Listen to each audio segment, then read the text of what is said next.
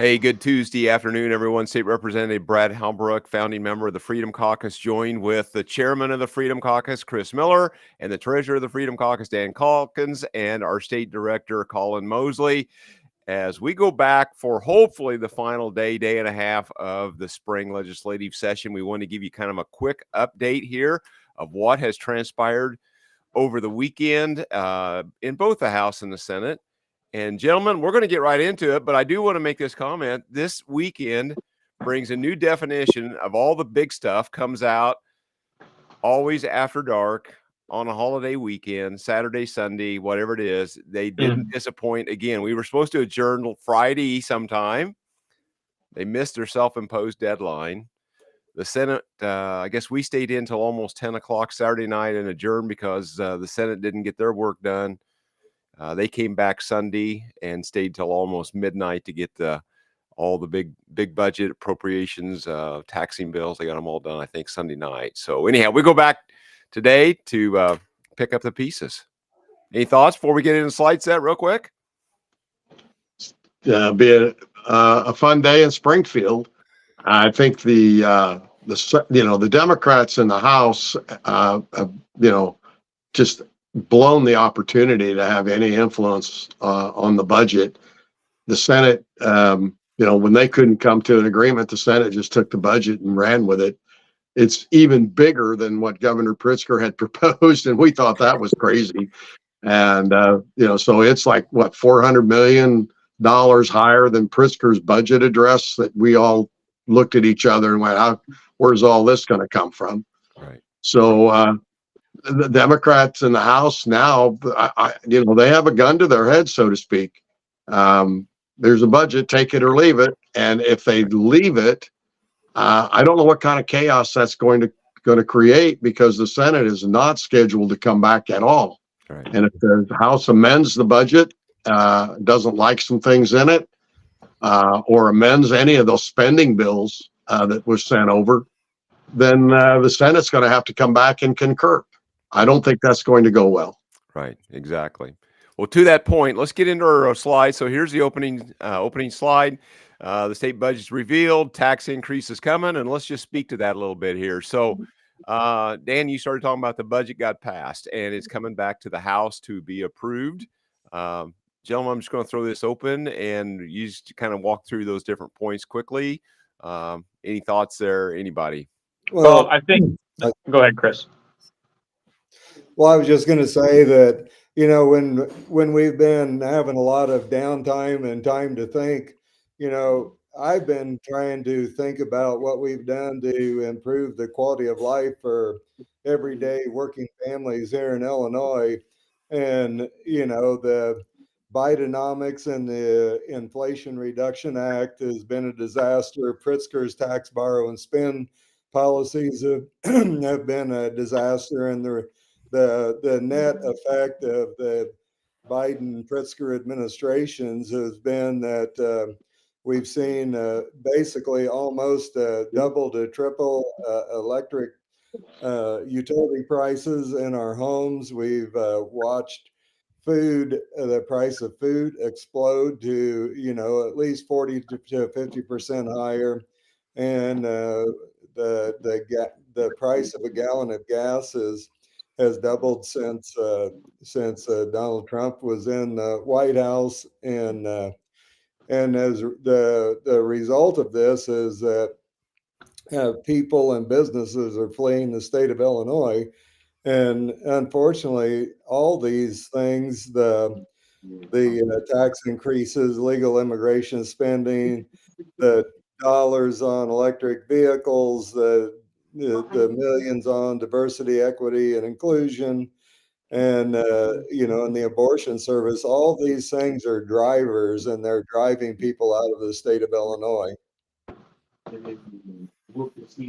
Right. Yeah. So we saw partisan votes Sunday night in the Senate. There was 2 Democrats voted against the Senate, along with against the budget in the Senate, with all the Republican senators. Lots of tax increases in there. More illegal immigration spending. this is going to be well over $1 billion again this coming illegal aliens. And that's what the budget is, kind of out of balance to the tune of about $1 billion. I mean, this wouldn't take very long. This wouldn't take very long to solve this budget crisis without tax increases. Is we just quit spending money on a population of people that's here illegally. Right. Yeah. And Well, it's that and all of the other unnecessary spending. I mean, Representative Crespo, I had a conversation with him last week, and he said that he presented a proposal to cut $400 million out of the budget. Just very simple things. One of them was to remove Ozempic from paid for under the healthcare plans. $200 million. We'll spend $200 million on our state employees, estimated. That's, if you believe the estimates, $200 million just on Ozempic. And, the side effects are pretty severe. It's being used for cosmetic purposes. And that was just one of 2 or 3 things that, Crespo had suggested to the Democratic caucus to try to help balance the budget that went nowhere. That absolutely went nowhere. Yeah, well, and it makes perfect sense to me that an idea that would involve cutting wasteful spending would go nowhere in the Democratic caucus. That doesn't seem to be the direction that they care to go. I mean, you look at just all the things that we've talked about the last few weeks about electric vehicle subsidies and the failing market, and the Rivian posting loss per unit, and then we turn around and we reward them with, I don't know, $30 million and further EV spending in this state budget, and it's probably more than that. Did you know that the state of Illinois, underneath the EPA, has a electric vehicle program director that makes almost as much money as the director of the EPA?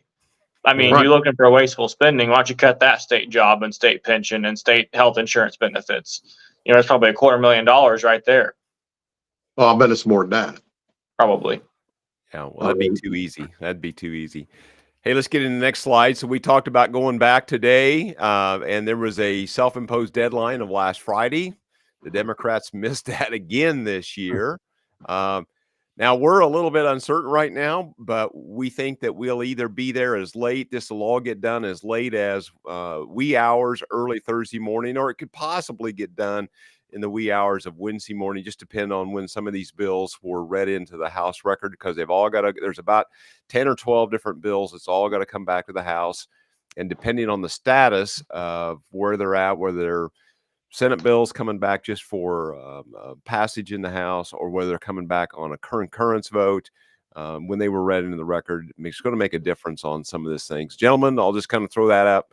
Any commentary on coming back, the deadline missed, and working through the wee hours of the morning to get this stuff done? Well, I'm looking forward to your resolution to apologize to Mike Madigan. That's what I'm looking forward to see. It makes a guy wonder sometimes, Yeah, everything that we lost with ethics issues when Madigan left, we gained in complete and total chaos of the schedule and calendar. I mean, I don't think that Chris Welch could keep a train on a one-way track. I mean, it's pathetic. Well, you said the magic word.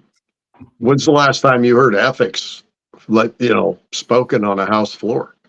Mm-hmm. Nothing. We've done nothing on ethics again this year. Not one bill, not one resolution, not one floor speech by a Democrat. Nothing on ethics on the House floor. Mm-hmm. Now the Senate kind of got into that with the parole board, the prisoner parole board. Right. They're working. In fact, we'll see that bill in the House to reform the prisoner review board, the parole board. That's as close to ethics reform as we're going to see again. And all of the the brouhaha and all the issues, and it's just short-term memory. I don't know. I mean, I just don't know what these people are thinking. Mhm. Well, we did see one piece of kind of superficial ethics reform, and that was allowing political parties to give unlimited amounts of money to candidates.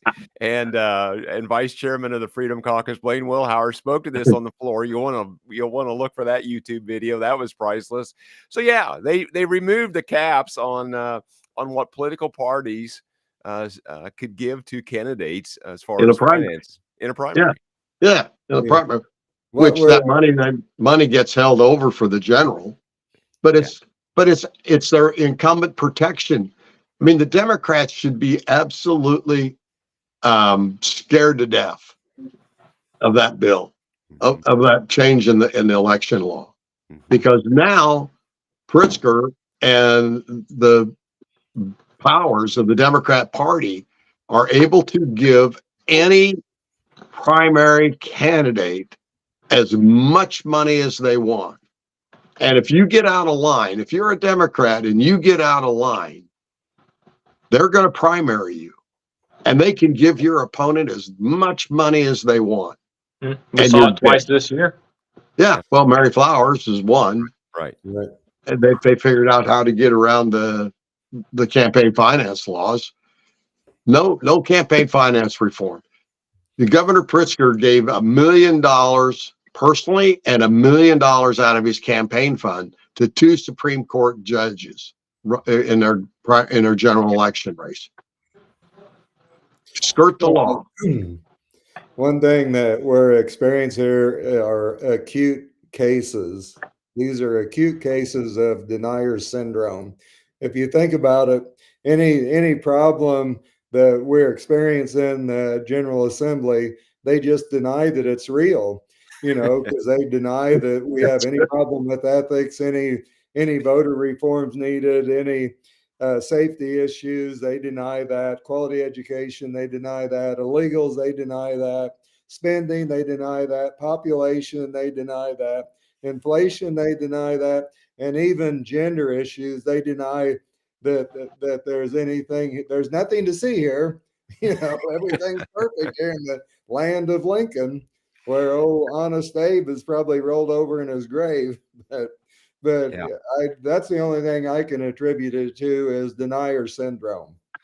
Well, and if they're not denying it or making excuses, and part of their excuses is they start calling names, right? They start calling the people names that are calling this out. They call us carnival barkers and doom grifters, and I'm not sure what else, but at least that's the two of the main ones. Yeah. Before they say, well, it's happening to everybody, everybody has these problems. Well, no, not everybody has these problems. No. Gentlemen, let's move on to our next slide here. And so this is kind of talking about what happened in the House Saturday afternoon. Carbon dioxide sequestration and storage. We're concerned about the property rights there. Now, this bill took about an hour and 40 minutes. This was a Saturday afternoon bill. I think it started just before 2 o'clock, if I remember correctly. Quite the lively debate and discussion on the House floor. This wasn't dealing necessarily with the pipeline or the transportation, other than there's a moratorium for 2 years or until the feds get their rules in place on the safety of pipelines and how to install them, what they need to be made of, all that kind of thing. But this was more about capturing CO2 and sequestering it in the I guess substrata, the rock formations 6,000-7,000 feet below the surface of the earth. So, gentlemen, any thoughts on that discussion and how that went? Well, I think it was interesting discussion. Again, the vast majority of the Democrat caucus in the House and in the Senate, for that matter, have no skin in this game. They have no skin in this game. So, they're just going along with the environmentalists, and because the sequestration is going to be here in central Illinois, south of I-80 and probably north of Carbondale, in this basin. and the word you're going to hear in the future is pore space, like the pore on your skin. That's the layer that's down there about 7,000 feet underneath our central Illinois, where they think that they can store this CO2 safely.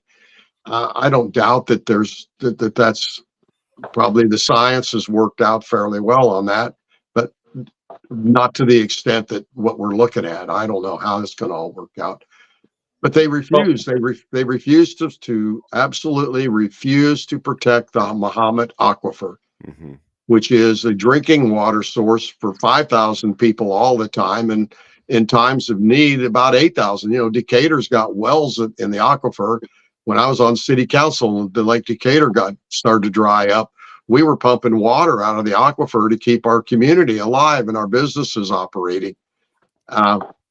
There's the labor groups. There was a group of us from Central Illinois that signed a letter demanding that the aquifer be protected. The labor groups refused that. They stymied that because they think that there's going to be work over the aquifer, and they want those jobs drilling wells and pumping CO2 under the aquifer. That's just what's wrong with Springfield. You get one group of people, and they control a legislation. We see it time and time again in every committee, where a special interest group will chime in on a bill, and the Democrats will bow down to that special interest group, and the bill gets modified or killed or heard, if that's what they want.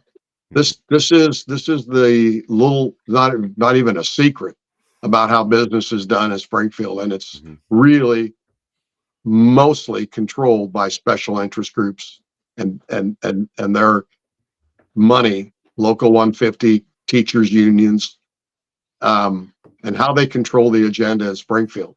It's not just Democrats too. Yeah, well, that's who they're controlling. And now it's going to be worse. Now it's going to be worse with unlimited contributions to primary candidates. It's just going to be worse. We've got Republicans that are afraid of those people too. Yeah. And that's, you hear them talk about it in committee, where the message gets really watered down. We lost Dan. The message gets really watered down in certain committees because of who is or is not for the bill and who may or may not fund these Republican campaigns that is kind of concerning. And I think on this bill too, the Democrats have shown us when it comes to property rights issues, the Democrats have shown us in the past, if they can get your land, if they can get on your ground, they're going to. They are completely unafraid of eminent domain issues. So giving them a hall pass to your private property is not some vanilla issue that's not going to amount to anything. They will do it if they can. Right. And that's the dangerous part in this. And this is what we argued against, is once the developers get an agreement from 75% of the surface area for a sequestration field, it forces the other 25% into the agreement. And the discussion kind of hinged on how will those people that are forced into this matter, if you will, how will they be compensated? And I think the language is they get the compensation of everybody else of the last 365 days. Well, that may be nothing depending on when all the agreements were made, if they were prior to that or whatever, however these agreements were made. So, you're going to be forced into surrendering the pore space underneath your land because 75% of the other area is already committed. They voluntarily went, but they're going to force the remaining 25% into the agreement. And that's a real problem, Colin, to your point. And we see this time and time again, right? They did it to us on the wind and solar stuff a year and a half ago in lame duck session, when they stripped counties the ability to zone themselves, year and a half, 2 years prior to that. They stripped townships of the right to zone themselves. So they're all about local control until they're not. The problem with this is that, one of the bigger overarching issues is the confiscation of private property and private property rights. because that's what they do in communist countries. And this is out of the Chinese communist playbook. And that's one thing that bothers me. Another thing is that this whole climate crisis is a complete hoax. And I am tired of people pretending like that this is real. This is not a real issue. Nobody can answer the question is why are we capturing carbon dioxide when it's a trace element in the total global atmosphere. It's ridiculous. It's absurd. But they've been trying to find something that'll stick, and everybody knows that we have winter, spring, summer, and fall. So the climate is changing. But this idea that we're having a crisis is a complete hoax. If people would just take time to put on their critical thinking cap and think about what's happened during their lifetime. I know just in my lifetime, since 1967, there's been 41 climate disasters predicted. And there hasn't been one of these climate disaster predictions that has ever happened. And it's not going to happen time after time after time.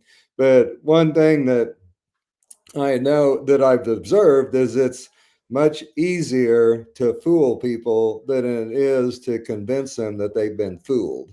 And this whole thing is the populace has been fooled because one person parrots something that somebody else said, and all of a sudden it's true and it's real. This is not true. It's not real. We're not going to change to death. Nobody's going to die because of carbon dioxide, except maybe green leafy plants, which we all understand the photosynthesis lifestyle, and our own God-created earth has the ability to clean itself up on its own, and we don't need to help.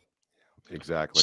So Chris, I'm heartbroken now. None of those 41 predictions. New York isn't going to be flooded. No, North California is not going to break off and slide into the Pacific Ocean. Yeah. The ice caps haven't melted, Al Gore. Gentlemen, okay. Hey, for the sake of time, let's and then we got one more bit here, and then we got one more slide with bullet points. The fake grocery tax that passed out of the Senate, we get to see that today or tomorrow morning. This is a deal that will cut the sales tax on groceries, but it doesn't go into effect until January 1st of 2026. And then there's one other, or maybe multiple other poison pills in this bill about who it gives taxing authority to and what's the reason behind it. Gentlemen, anybody want to speak to that? Unlimited, unchecked. Sorry, my phone. It's unlimited, unchecked taxing authority on general merchandise to local governments. Right. So could we see a county, a township, and a municipality all put a tax on without voter referendum on the same item? Could we see that happen? Absolutely. Yeah, that's dangerous. It is dangerous because the problem, we have to be proactive on this bill because and I'm hoping to see us message on this proactively because the media isn't going to do us any favors. They're going to write, the headline's going to be that, the General Assembly cuts the grocery tax. Well, if you get a 1% grocery tax cut, that, for every $100 you spend at Walmart, that's $1 if it's all groceries, which is great. We're all for tax cuts. Mm-hmm. We are 110% for tax cuts, but this bill is a net tax increase overall for the state of Illinois. Right. Because it expressly includes 2 tax increases on certain jurisdictions in the bill. And then it includes methods for local governments to reclaim the revenue they're going to lose on the grocery tax. So this is, it's not going to be a tax cut. It's going to be a tax increase by and large more than what you're paying for your 1 penny for every $1 you spend on bananas at Walmart. Right. Yep.